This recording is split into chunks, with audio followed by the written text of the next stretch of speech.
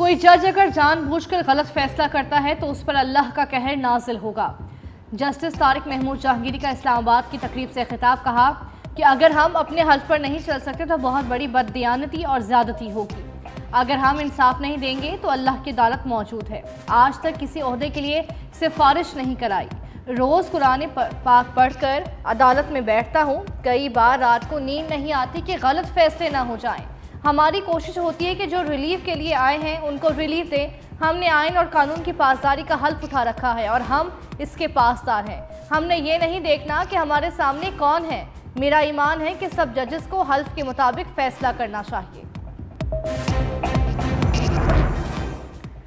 तहरीक इंसाफ का मरकजी दफ्तर एक बार फिर सील। मेट्रोपॉलिटन कॉरपोरेशन की जानिब से ताले लगा दिए गए। मौक़िफ़ अपनाया कि ऑफिस में फायर एंड लाइफ सेफ्टी इंतजाम न होने के बाइस दफ्तर सील किया गया। तहरीक इंसाफ का मुकदमात और हिरासा करने के खिलाफ पार्लियामेंट हाउस के बाहर भूख हड़ताली के बैरिस्टर गौहर, उमर अयूब, अली मोहम्मद खान, जरताज कुल समेत दीगर कायदीन शामिल। मुतालबात पूरे होने तक कैंप से न उठने का ऐलान।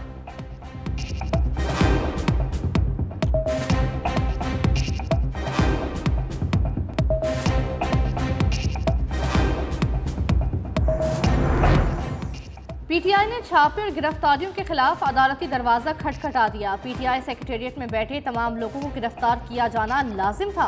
क्या उस दफ्तर में मौजूद होना कोई जुर्म है? Chief justice Islamabad high court Aamir Farooq का इस्तफसार। पूछा, आपने लोगों को उठाकर 10 घंटे बाद छोड़ दिया। आप किस कानून के तहत इस तरह किसी शख्स को गिरफ्तार कर सकते हैं? एडिशनल अटॉर्नी जनरल ने बताया कि मुकदमे में नामालूम लोग भी थे, इसलिए दीगर लोगों को भी गिरफ्तार किया गया। चीफ जस्टिस ने इस्तफसार किया कि क्या आप किसी सबूत के बगैर किसी भी शख्स को गिरफ्तार कर सकते हैं? वकील ने बताया कि पार्टी सेक्रेटेरिएट से वाटर डिस्पेंसर भी उठाकर ले गए। चीफ जस्टिस ने इस्तफसार किया कि पानी पीना था, आपने सिर्फ वहां मौजूदगी की बुनियाद पर गिरफ्तार कर लिया। ये तो इसकी बदकिस्मती है। एडिशनल अटॉर्नी जनरल ने कहा कि जिसने हब्से भेजा की दरख्वास्त गैर मौसर हो गई, निपटा दी जाए। चीफ जस्टिस ने रिमार्क्स दिए, नहीं, ये दरख्वास्त अभी गैर मौसर नहीं हुई।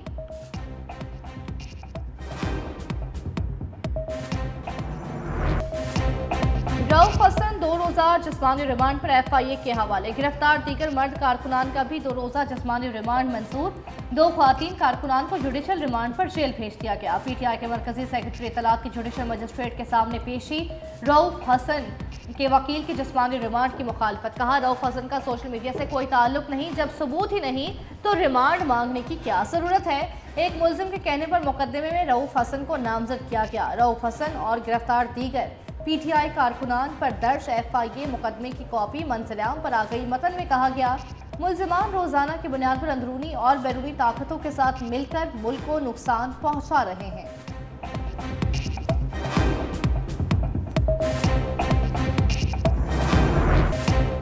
मुस्लिम लीग नून के बाद पीपल्स पार्टी ने भी मखसूस नशस्तों का फैसला चैलेंज कर दिया।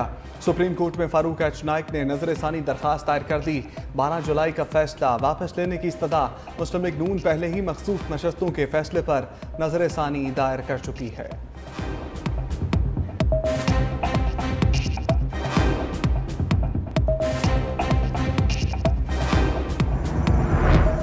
तहरीक इंसाफ मखसूस नशस्तों के लिए मुतहरिक। पंजाब असम्बली 35, कौमी असम्बली के लिए 14 नामों की फहरिस्त तैयार। हतमी मंजूरी बानी PTI देंगे। पंजाब असम्बली की मखसूस नशस्तों में डॉक्टर यास्मीन राशिद, सनम जावेद का नाम शामिल। कौमी असम्बली के लिए कमल जोसफ, साबिक रुकन कौमी असम्बली आलिया हमजा का नाम भी फहरिस्त में शामिल है।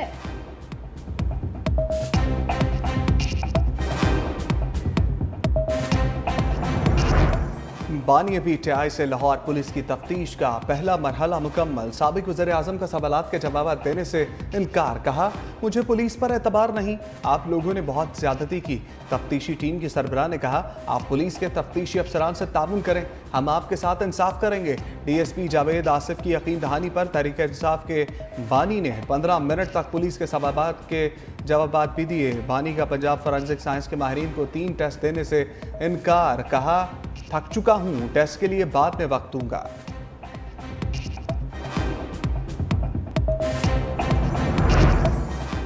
वज़ीर आज़म के बेटे पर नवाज अशार। हमजा शहबाज को पंजाब पब्लिक फैसिलिटेशन यूनिट का सरबराह बना दिया। ओहदा वफाकी वजीर के बराबर। स्टेट गेस्ट हाउस लाहौर में दफ्तर। खुसूसी प्रोटोकॉल और स्टाफ किया जाएगा। वज़ीर-ए-आज़म शहबाज शरीफ ने पब्लिक फैसिलिटेशन यूनिट पंजाब के क़याम की मंजूरी दे दी। पब्लिक फैसिलिटेशन यूनिट का एक दफ्तर वज़ीर-ए-आज़म हाउस, दूसरा स्टेट गेस्ट हाउस लाहौर में होगा। 9 मई के मुजरिम ने मनसूबाबंदी का एतराफ़ गुनाह कर लिया। वज़ीर आला पंजाब मरियम नवाज का बानी पीटीआई के बयान पर रद्द-ए-अमल, कहा यह जमात नहीं इंतशारी टोला है, इनका मकसद शरपसंदी के जरिए रियासत को नुकसान पहुँचाना है। ज़मान पाक दहशत गर्दों का तरबियती हेडक्वार्टर बना रहा, पेट्रोल बम बनाने रियासत पर हमले की तरबियत दी जाती रही। 4 माह टांग पर प्लस्तर बांधने के ड्रामे के दौरान 9 मई की मनसूबाबंदी की गई। ये कैसा पुरअमन एहतजाज था जिसमें 200 से ज़ायद फौजी तनसीबात पर हमले हुए, एयरफोर्स के तैयारों को आग लगाई गई, कोर कमांडर्स हाउस चलाने के लिए शोहदा की यादगारों की तौहीन की गई।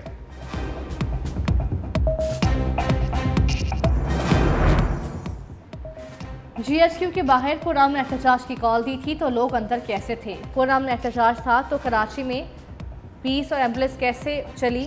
सियासत और दहशतगर्दी में बहुत बड़ा फ़र्क है। सिंध के सीनियर वजीर शर्जील मेमन ने तहरीक इंसाफ को आड़े हाथों ले लिया। बोले वफाकी हुकूमत सियासी जमात पर पाबंदी से मुतालिक मामला काबीना में लाएगी, किसी सूबे में गवर्नर राज को सपोर्ट नहीं करेंगे।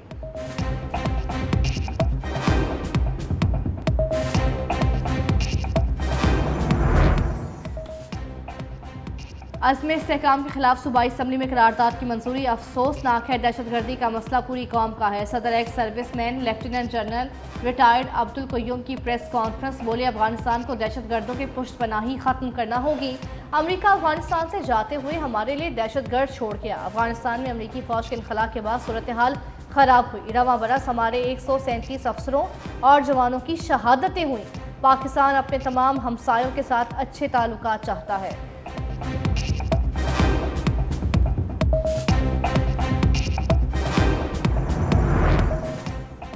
पंजाब असम्बली का कस्टोडियन हूँ, किसी माँ बहन बेटी को गाली देने की इजाज़त नहीं दूंगा। Speaker Punjab assembly Malik Ahmad Khan opposition अरकान पर बरस पड़े, कहा असम्बली की रिकॉर्डिंग जारी कर दूं तो ये लोग किसी को मुंह दिखाने के काबिल नहीं रहेंगे। अपोजिशन के 60 अरकान ट्रैवल अलाउंस लेने आए, हाजिरी लगाई और चले गए। ये सिर्फ TA लेने आते हैं, इनको आवाम की मुश्किलात और परेशानियों से कोई सरोकार नहीं।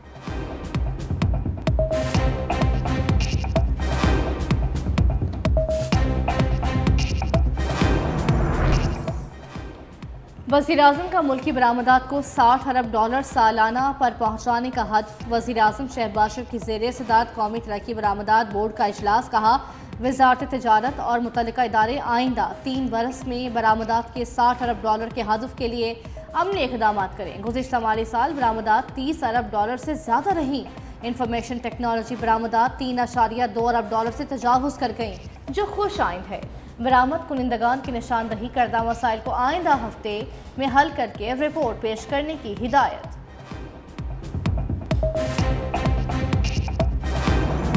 बिलौर टैक्सों के मारे दुकानदार फिक्स टैक्स देने के लिए भी हो जाए तैयार। छोटे ताजरों से फिक्स टैक्स वसूली का आगाज, माहाना 100 से 20,000 रुपए तक टैक्स देना होगा। 42 शहरों के छोटे दुकानदारों के लिए माहाना टैक्स स्कीम का SRO जारी। टैक्सेस का तयन इलाका, दुकान का साइज, दुकानों की फेयर मार्केट वैल्यू के हिसाब से किया जाएगा। रिटेलर स्कीम लाहौर, इस्लामाबाद, कराची, कसूर, फैसलाबाद में नाफिज होगी। डेरा इस्माइल खान, घोटकी, गुजरात, गवादर में भी ताजरों की रजिस्ट्रेशन होगी। हाफजाबाद, हरीपुर, हैदराबाद, झंग और जहलम भी फहरिस्त में शामिल। कोयटा, रहीम यार खान, रावलपिंडी, साहिबाल, सरगोदा, शेखुपुरा भी रिटेलर रजिस्ट्रेशन के पाबंद होंगे। ताजरों के फिक्स टैक्सेस को मौशी कत्ल करार दिया गया। कारोबार पहले नहीं, ऊपर से और टैक्स बढ़ाते जाएंगे। जो ताजर रह गए वो भी जाते रहेंगे। आगे हमारा वो कहते हैं एक्सपोर्ट बंद हो रहा है, इम्पोर्ट बंद हो रहा है, और उसके बाद टैक्स लेते रहेंगे तो जो चल रहा है ये भी बंद हो जाएगा। और इससे ज़्यादा क्या हो सकता है पाकिस्तान में? बस अपनी जान अल्लाह के नाम पे की हुई है, बचता कुछ भी नहीं है। जो इधर लगाते हैं वो दुकान के हवाले करके चले जाते हैं, घर खाली जेब पे चले जाते हैं। ये टैक्स भी पूरे नहीं होते और दिहाड़ी भी नहीं लग रही। हम तो पहले ही टैक्स दे रहे हैं, तो उसके टेलीफोन पे टैक्स दे रहे हैं, बिलों पे टैक्स दे रहे हैं, LCDO को टैक्स दे रहे हैं। कहाँ तक हम टैक्स देंगे, कैसे पूरा करेंगे हम? हमें तो ये कोई पता नहीं चलता अभी कैसे होगा कैसे नहीं होगा। हम तो खुद बहुत परेशान हैं।